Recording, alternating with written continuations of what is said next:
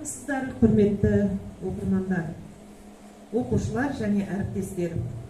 Бүгін біздің осындай мерекелі кешке жиналып отырғанымыз Алланың бізге берген ұлы бақытының арқасы.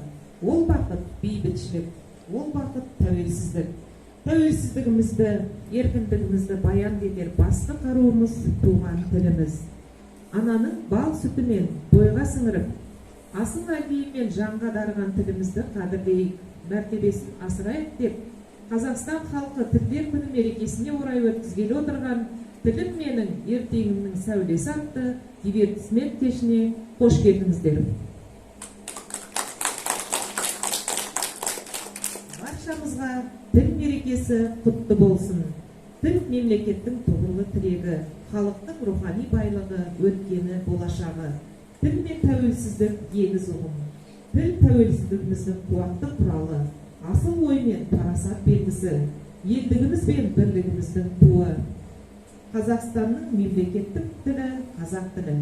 Қазақстан көп ұлт өкілдері мекендейтін мемлекет.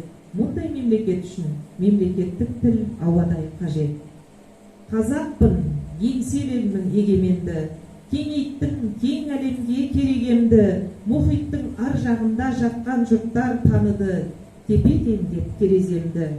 Қазақпын, қойнауы құт жері дархан, әнімді бес құрлықтың бәрін айтам деп кезекті әсем әнге берейік. Еңбекші мәдениет үйінің музыкалық жетекшісі Айтболат Молдырахымұлының орындауында Әбиірбек Нәлиевтің әні "Анамның тілі" қабыл алыңыздар.